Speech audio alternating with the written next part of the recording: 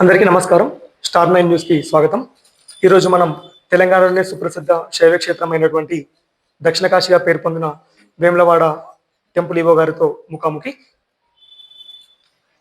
నమస్కారం మేడం. నమస్కారం.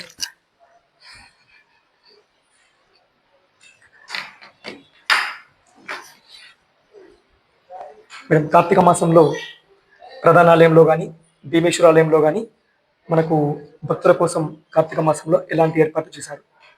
ఓం నమ శివాయ. మొదటగా స్టార్ 9 ప్రేక్షకులుగా కూడా కొలుస్తారు మన అందరూ, ప్రజలందరూ కూడా, భక్తులందరూ కూడా. కాబట్టి ఇక్కడ వచ్చేటువంటి భక్తుల కోసం ఇంకా పెద్ద ఎత్తున సౌకర్యాలు కల్పించాలనే ఉద్దేశంతో మన ప్రభుత్వం వారు అభివృద్ధి పనులను చేపట్టడం జరిగింది. అయినప్పటికీ కూడా భక్తులు ఎవరిని నిరుత్సాహపరచకుండా జాగ్రత్తగా వారందరూ వచ్చి స్వామివారి దర్శనం చేసుకునేందుకు మనం మెయిన్ టెంపుల్లో రాజగోపురం సైడు, అలాగే మన భీమేశ్వర ఆలయంలో కూడా మనము ఏర్పాట్లు గావించుకున్నాము. మెయిన్ టెంపుల్లో రాజగోపురం దగ్గర ఏదైతే ఉందో అక్కడ మేక్ షిఫ్ట్ అని అరేంజ్మెంట్స్ చేసుకున్నాం. మనం వచ్చే ప్రతి భక్తుడు ఒక క్యూ లైన్లో వచ్చి ప్రచారార్థ మీద ఉన్న స్వామివార్లను అందరినీ ముగ్గురిని దర్శించుకొని, అలాగే ఎలిట్ చూశారు సోమవారం కొన్ని వేలాది మంది భక్తులు డిసిప్లిన్తో, క్రమశిక్షణతో వచ్చి వారు చక్కగా దర్శనం చేసుకొని వెళ్ళిపోవడం జరిగింది. వారికి క్యూ లైన్ సౌకర్యం కానీ, మంచినీటి సౌకర్యం కానీ అన్ని సౌకర్యాలు కల్పించాము. అలాగే వచ్చేటువంటి భక్తులందరూ కూడా మనందరికీ తెలుసు తెలంగాణలో కులదైవంగా చాలా మంది కొలుస్తారు. అలాగే భక్తులు ఎంతో పెద్ద ఎత్తున వస్తారు. కార్తీక మాసం అనగానే మళ్ళీ శైవ భక్తులందరూ కూడా ఇంకా ఎక్కువ పెద్ద ఎత్తున వస్తారు. అలాగే సమ్మక్క జాతర త్వరలో అవుతుంది కాబట్టి వారు కూడా కొంతమంది అభివృద్ధి ఉంది కాబట్టి మనం ఒకసారి దర్శనం చేసుకుందాం అనే ఉద్దేశంతో పెద్ద ఎత్తున గత 4-5 వారాలుగా భక్తులు పెద్ద ఎత్తున వస్తున్నారు.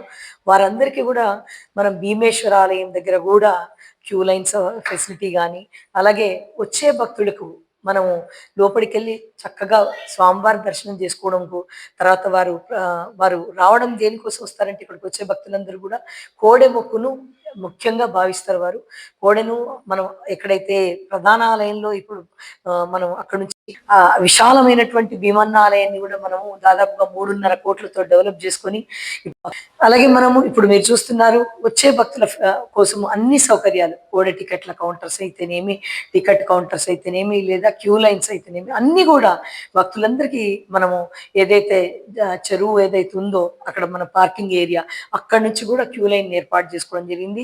వచ్చే భక్తులందరూ కూడా జాగ్రత్తతో వెళ్ళడానికి మరియు వారికి సీసీ కెమెరాలు అన్ని కూడా మనం అమర్చుకున్నాము. అలాగే వారికి సంబంధించినటువంటి సెక్యూరిటీ మెజర్స్ కూడా తీసుకున్నాము. వచ్చే భక్తులందరూ కూడా మహాప్రసాదం తీసుకుంటారు. అలాగే మనం ఇక్కడికి వచ్చే తీర్థ ప్రసాదాలు తీసుకునే విధంగా జాగ్రత్తగా వాళ్ళు దర్శించుకునే విధంగా కూడా ఏర్పాట్లు చేస్తున్నాము.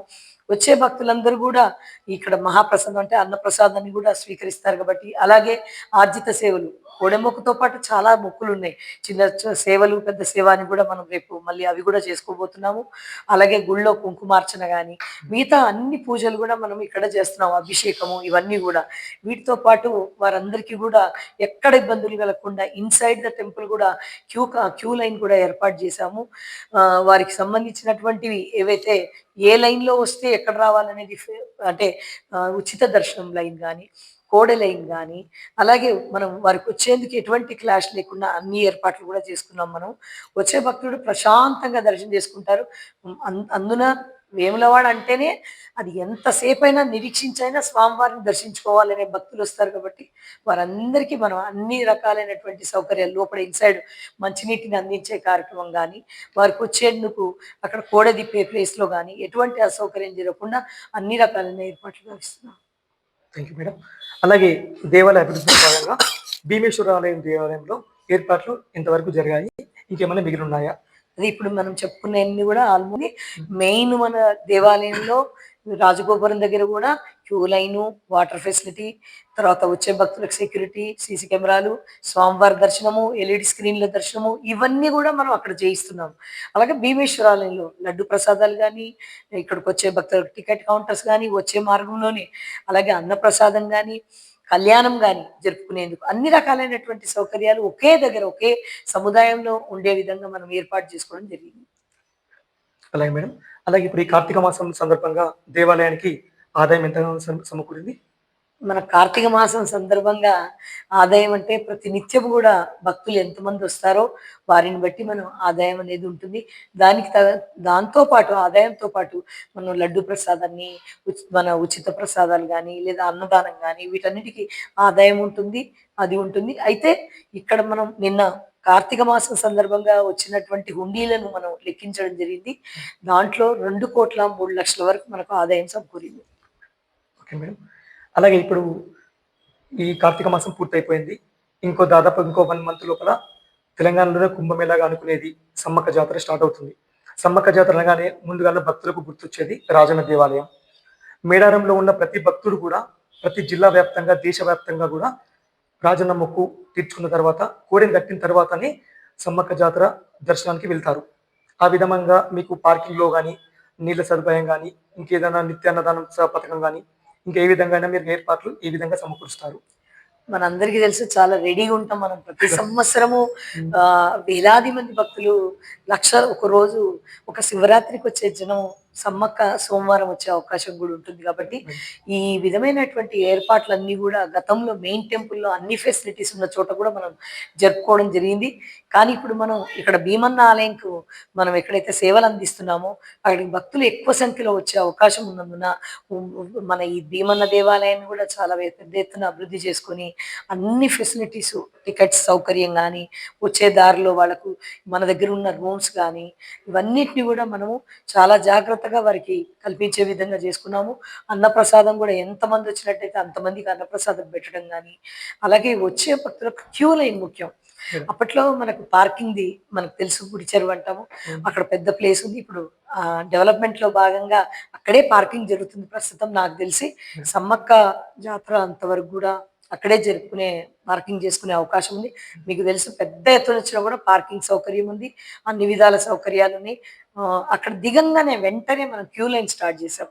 మనం పార్కింగ్ లోంచి బయటికి రాగానే భీమన్న ఆలయంకి మనం అక్కడ నుంచి మనం ఉచిత దర్శనం కానీ, కోడ దర్శనానికి కానీ సౌకర్యవంతంగా ఎమర్జెన్సీ ఎగ్జిట్లతోన ప్రతి ఒక్క విషయాన్ని కేర్ తీసుకుంటూ పోలీసు వారి సహకారంతో మరియు వారి సూచనలతో మరియు మిగతా డిపార్ట్మెంట్స్ కోఆర్డినేషన్తో కూడా కలెక్టర్ గారి సూచనల మేరకు, తర్వాత డిపార్ట్మెంట్ నుంచి వచ్చే సూచనల మేరకు, లోకల్లో ఉన్నటువంటి మన విప్ గారి సలహా సూచనల మేరకు, అందరి మేరకు కూడా చక్కటి ఫెసిలిటీస్ ఇవ్వాలనే ఉద్దేశం ప్రభుత్వం తరఫు నుంచి మనం అన్ని విధాలుగా కల్పిస్తున్నాం. మంచినీటి సౌకర్యం కూడా వారు నిల్చున్న దగ్గరికి నీళ్ళు అందించే విధంగా, అలాగే వాళ్ళు వచ్చే భక్తులు దర్శనం చేసుకునే టైం మనందరికీ తెలుసు. కోడెమ్మకు చేసుకోవాలంటే అట్ ఎ టైము కొంతమందిని ఎలా కంట్రోల్ చేసుకుంటూ వారిని ఎంతమంది తిప్పిన తర్వాత మళ్ళీ ఇంకొక బ్యాచ్ తిప్పుకునే విధంగా, అలాగే కోడెలకు కూడా అసౌకర్యం కలగకుండా మనం అన్ని విధాలుగా ఏర్పాట్లు చేసుకుంటున్నాము. కోడె టికెట్లు ఇవన్నిటిని కూడా మనం అన్నిటిని ఎవరైతే భక్తులు వస్తారో ఆ వచ్చే క్యూ లైన్లోనే వారికి అందించే విధంగా కూడా మనం ఏర్పాట్లు చేస్తున్నాం. సంతోషం మేడం. ఇంకొక ప్రశ్న, అభివృద్ధిలో భాగంగా దేవాలయం అనేది అంచనా ప్రకారం ఎన్ని రోజులు పూర్తవుతుంది అనుకోగలుగుతాం? అలాగే ప్రభుత్వం నుంచి నిధులు ఎంతవరకు సమకూరాయి? మనకి ఇప్పటిదాకా దాదాపుగా 150 కోట్ల వరకు ప్రభుత్వం వారు తెలంగాణలో ఉన్నటువంటి మన రాజన్నని అభివృద్ధి చేయాలనే ఉద్దేశంతో అన్ని విధాలుగా ముందుకొచ్చి మన శాసనసభ్యుల వారు కూడా ప్రతినిత్యం ఇన్స్పెక్షన్స్ చేసి అన్ని విధాలుగా ఇక్కడికి వచ్చి ఏవైతే మనకు అవసరం ఉన్నాయో అన్ని డిపార్ట్మెంట్ల కోఆర్డినేషన్ ఇచ్చి మనం అన్ని డెవలప్మెంట్ పనులు కూడా మొదలుపెట్టుకోవడం జరిగింది. ఇది ఆర్ఎన్బి డిపార్ట్మెంట్ ద్వారా మనకు ఎగ్జిక్యూట్ చేస్తున్నారు. విటిఏడిఏ అంటే వైస్ చైర్మన్ కలెక్టర్ గారు ఉన్నారు. దానికి సంబంధించి దాని అన్ని డిజైన్స్ పూర్తయ్యాయి. డిస్మెంటల్ వర్క్ కూడా జరిగిపోయింది. మళ్ళీ తర్వాత కొత్తగా ఏం చేయాలనేది కూడా మొదలుపెట్టిండ్రు. అవన్నీ వర్క్స్ కూడా జరుగుతున్నాయి. కాబట్టి మనం వెంటనే నాకు తెలిసి దాదాపుగా మొదటి ఫేసు, రెండో ఫేజ్ అంటే ఫస్ట్ దశ, రెండో దశ అనేది ఉంది. కాబట్టి మొదటి దశలో ఎంత త్వరగా పూర్తయితే అంత త్వరగా పూర్తి చేసుకోవాలని అనుకుంటున్నాను. కార్తీక మాసం లాస్ట్ వారంలో భాగంగా భక్తులు టికెట్ల కౌంటర్ని ధ్వంసం చేశారని తెలియగానే మీరు హుటాహుటిన వచ్చారు. దానిపై మీ స్పందన భక్తులపై? మీ అందరికీ తెలుసు, పెద్ద ఎత్తున భక్తులు వచ్చినప్పుడు మెయిన్ టెంపుల్లో చాలా సౌకర్యవంతంగా ఉండేది. ఇప్పుడు మనకున్నటువంటి సౌకర్యాలతో భాగంగా కళ్యాణం అనేది అన్నదానం పైన మనం ఏర్పాటు చేసుకోవడం జరిగింది భక్తులకు అనుకూలంగా దగ్గరలో. అప్పట్లో మనం అక్కడ పెద్ద హాల్ ఉండడం వల్ల, బిల్డింగ్ ఉండడం వల్ల దాదాపుగా 150 టికెట్స్ ఇచ్చేవాళ్ళం మనం. ఇప్పుడు ఇక్కడ పరిస్థితి 70-80 టికెట్స్ మాత్రమే ఇవ్వగలిగినటువంటి స్థలం ఉంది. దాన్ని మొన్న జరిగిన సంఘటనతో కొంచెం రివ్యూ చేసుకొని అక్కడ వెనక ఏమైనా స్థలం ఉన్నట్టయితే దాదాపుగా 100 వరకన్నా ఇవ్వాలనే ఉద్దేశంతో మనం ఇంప్రూవ్మెంట్ చేసుకుంటున్నాము. అలాగే టికెట్ కౌంటర్ మీద అనేది మనకు ఉన్నంత మేరకు ఒక కళ్యాణం అంటే అది సీతారామచంద్ర స్వామి కళ్యాణం కావచ్చు, తిరుపతి కళ్యాణం కావచ్చు, లేదా వేములవాడ రాజన్న కళ్యాణం కావచ్చు, ఒకేసారి మాత్రమే మనము నిర్వహిస్తాము. కాబట్టి దానికి పెద్ద ఎత్తున భక్తులు వచ్చే అవకాశం ఉంది. లక్షల్లో భక్తులు వచ్చినప్పుడు మనకున్నటువంటి దీనిలో పరిధిలో మాత్రమే టికెట్లు ఇవ్వగలుగుతాం. అయితే దానికి సంబంధించి ఇక్కడ కొన్ని చర్యలు కూడా పోలీస్ డిపార్ట్మెంట్ వారి ద్వారా కూడా చూస్తున్నారు. అన్ని చర్యలు తీసుకుంటారు. అసలు అందులో ఎవరు అల్లరి చేశారు, ఎందుకు ఇష్యూ చేస్తున్నారు అనేది కూడా ఎంక్వైరీ జరుగుతుంది. దీనికి సంబంధించి కోడలి ఏదైతే కౌంటర్ ఉందో దాని మీద ఒకరిద్దరు వచ్చి దాడి చేస్తారు తప్ప నిజమైన భక్తులు ఎవరు కూడా మనకి ఇబ్బంది కలిగించలేదు. వారు అర్థం చేసుకొని వెళ్తారు. మేము అర్థం చేసుకోవాలని కూడా కోరుతున్నాము. వారు ఈ రోజు చేసుకున్నట్టయితే మరుసటి రోజు ఉదయం కూడా చేసుకునే అవకాశం ఉంటుంది. కాబట్టి సేమ్ డే కాకపోయినా నెక్స్ట్ డే కానీ వచ్చిన రోజు కానీ జరుపుకునే అవకాశం ఉంది. ఒక్క సోమవారం మాత్రమే మనకు ఈ విధమైనటువంటి లక్షల మంది వస్తారు. అన్ని లక్షల మందికి ఒకేసారి చేయలేం కాబట్టి రేపు పునర్నిర్మాణం అయిపోయిన తర్వాత అంటే విస్తరణ పనులు జరిగిన తర్వాత పెద్ద ఎత్తున భక్తులు ఎంతమంది వస్తే అంతమందికి అవకాశం కల్పిస్తాం. అలాగే ఇప్పుడు రాజన్న ఆలయంలో ప్రధాన ఆలయంలో మనకు కోడలకు గోశాలకు దగ్గర ఉండేసరికి ఒకరిద్దరు సిబ్బంది ఉన్నా కూడా గోశాలకు ఆటోమేటిక్గా అవి కోడలు వెళ్ళిపోయాయి. ఈరోజు మొన్న జరిగిన సంఘటన ఏంటంటే కోడలు మళ్లింపు దారి చెల్లాయి కదా, దాని గురించి మీ స్పందన. ఇప్పుడు కోడల్ని తీసుకురావడం అనేది మనంతకు మనము ఇక్కడ భీమన్న ఆలయం దూరంగా ఉంది. మెయిన్ టెంపుల్ కి దగ్గరలో మనం అప్పుడు మెయిన్ టెంపుల్ కి దగ్గరలో గోశాల ఉంది. అలాగే మన దేవస్థానానికి సంబంధించిన పెద్ద గోశాల ఉంది. అది కూడా మనకు 2 కిలోమీటర్ల దూరంలో దాదాపుగా ఉంది. అయినప్పటికీ కూడా కోడలకు ఇబ్బంది కలగకుండా మెయిన్ టెంపుల్ కి దగ్గరలో ఒక గోశాలను ఏర్పాటు చేసుకోవడం జరిగింది. అయితే ఆ గోశాలలో మనము ఎంత కెపాసిటీ ఉందో అంత గోవులు కోడలు మనకు ఉన్నాయి. అయితే వాటిని ఇప్పుడు మళ్ళీ మనం భీమేశ్వరాలయంలో తిప్పుతున్నాం కాబట్టి కోడలకు కొంచెం డిస్టెన్స్ పెరిగింది కాబట్టి మేము ఏం ఆలోచించామంటే అంత దూరం నుంచి తీసుకురావడంలో ఇబ్బందులు జరుగుతాయి.